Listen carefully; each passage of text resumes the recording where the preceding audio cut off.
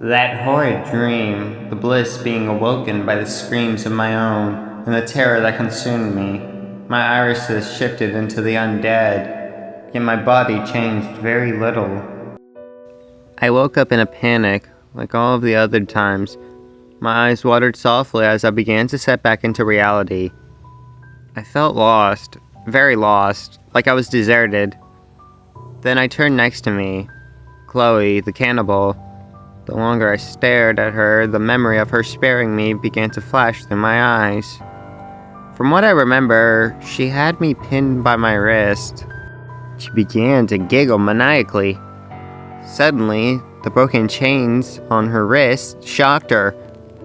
She yelped and let me go. Ow, ow! Stupid host, make me lose my prey.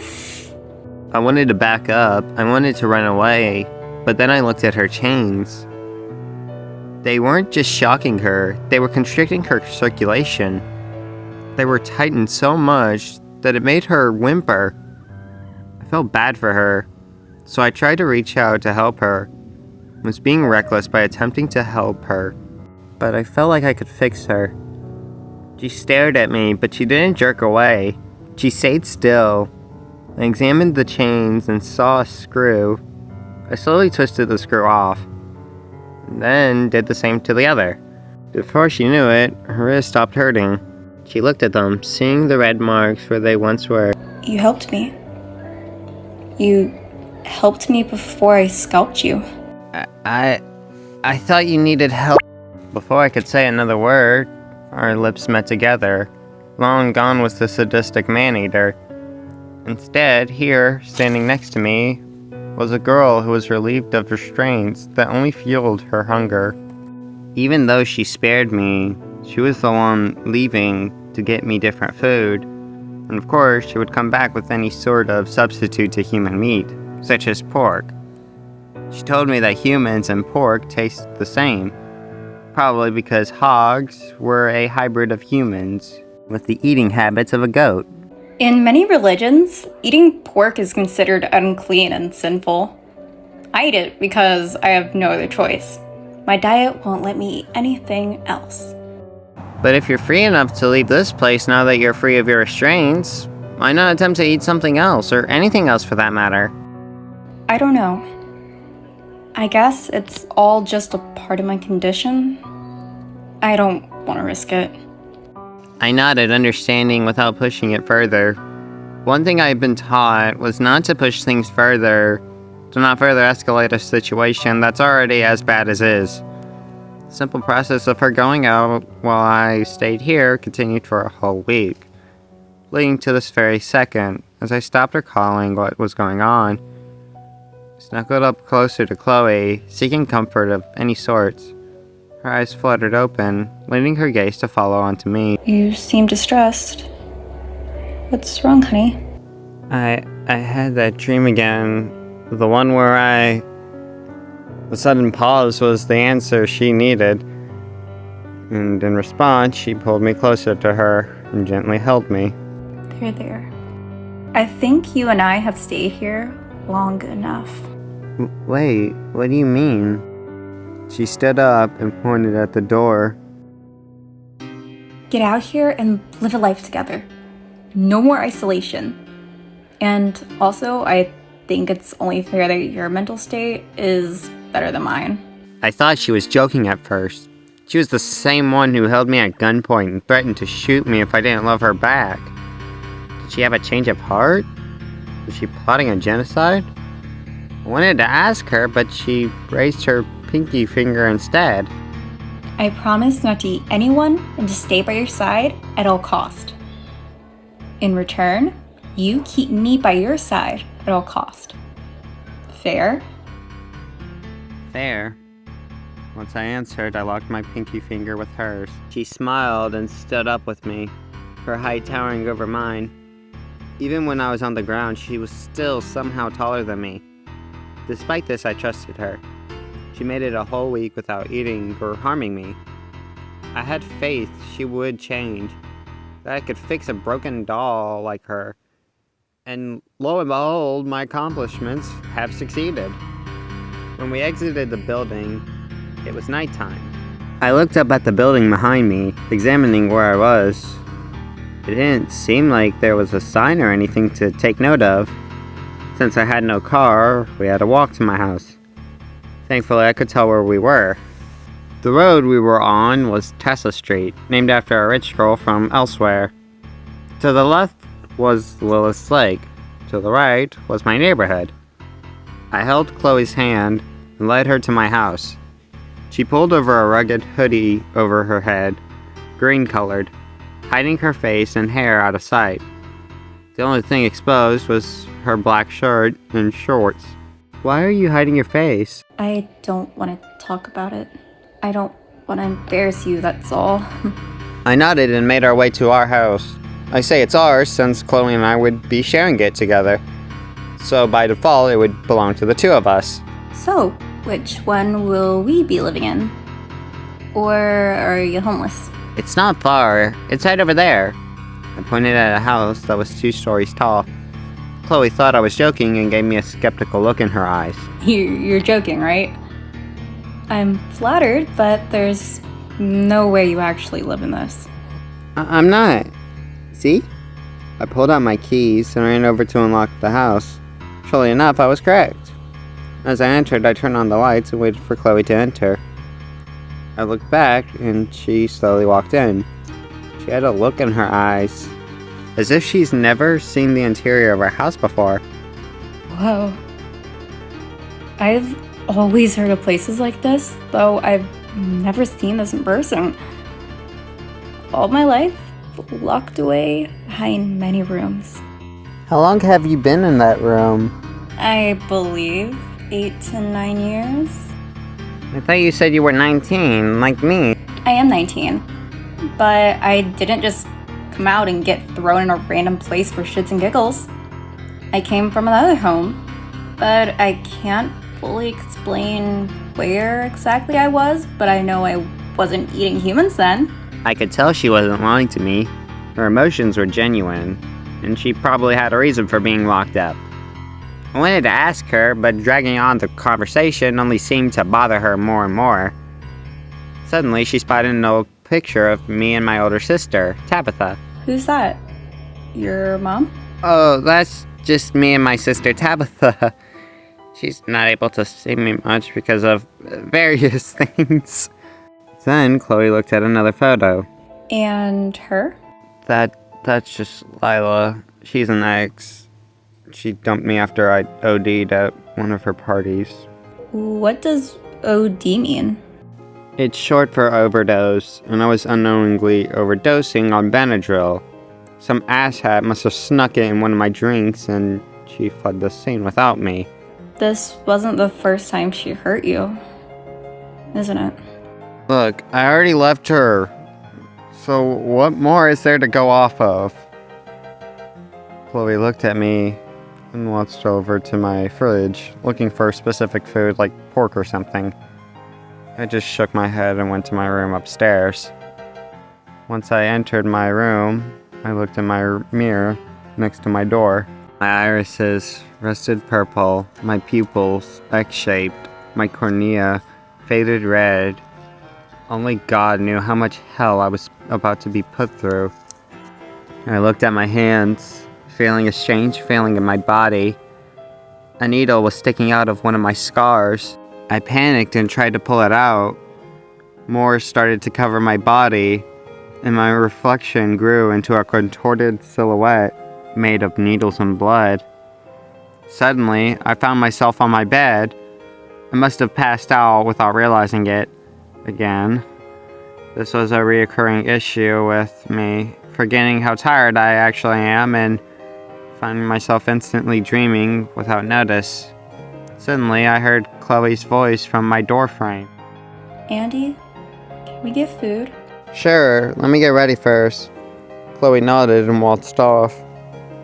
I got up and looked through my clothes, finding a normal t-shirt and shorts. I looked at my mirror once more.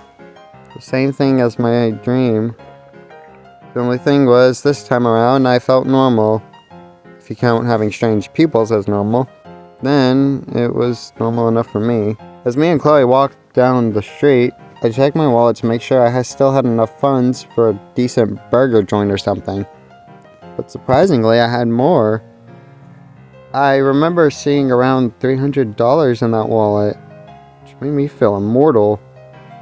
Say, Chloe, have you ever had the finest Italian food ever? No, mostly humans. Why? Ignoring that part, how does trying something new sound? Her ears lit up and she seemed really curious.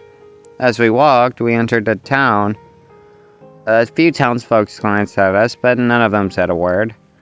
Chloe looked up in amazement as the lights around her glistened and shimmered. She felt like she was on top of the solar system. Until she suddenly stopped, softly growling at someone. What is it? I was about to ask her, before setting my eyes upon the one I thought was gone for sure. That whore who hurt you. Before I could catch my words, Chloe was missing and was climbing over the light post. I immediately ran over to try and stop her, until suddenly...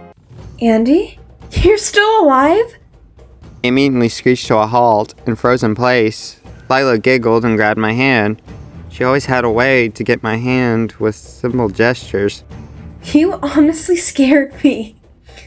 Come on, hun. I missed you so much. But you... Oh, silly. I didn't leave you. I went to get help. I was told not to talk to you for a bit, so you can heal some more.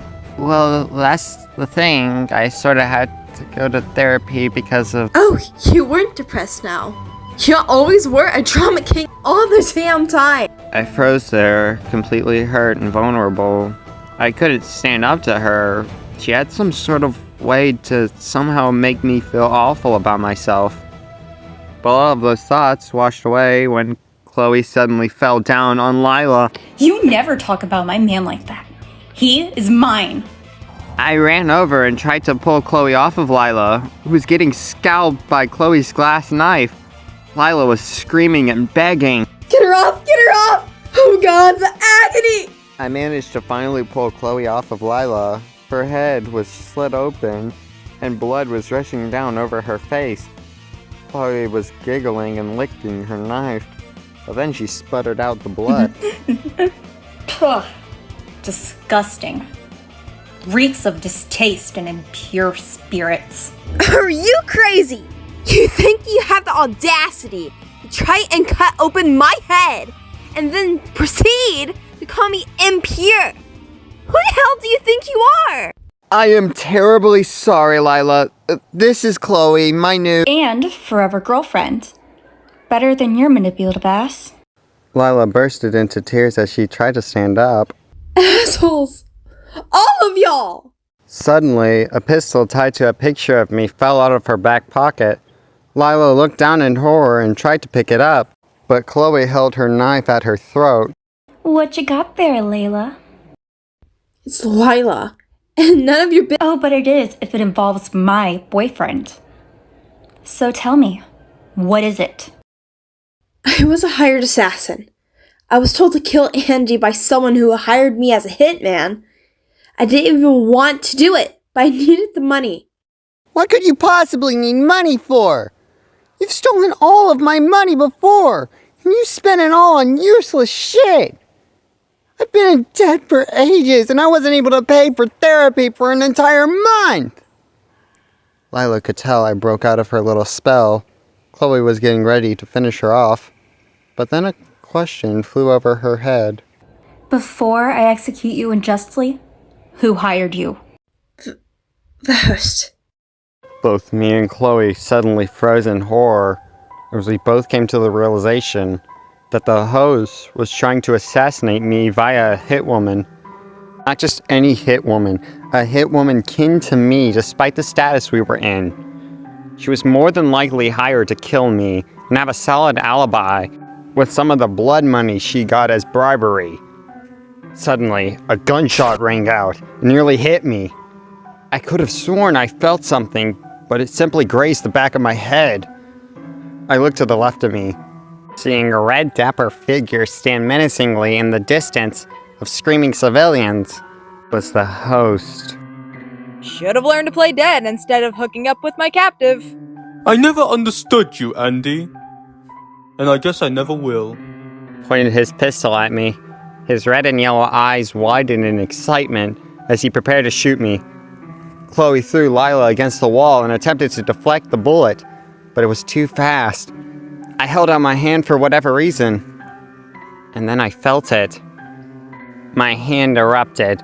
The skin and flesh pushed out some sort of telekinetic energy, which absorbed the bullet and threw it back at the host. It shot into his breast, causing him to fall down. Son of a bitch! You definitely are your mommy's kid. That whore was just as resistant as you are! As my hand regenerated, I asked, "You know about my mom?" Indeed. She was meant for the body me and my love possesses. And we invite her power to shift and summon. Your mother was a mage at her finest, but a bitch at heart.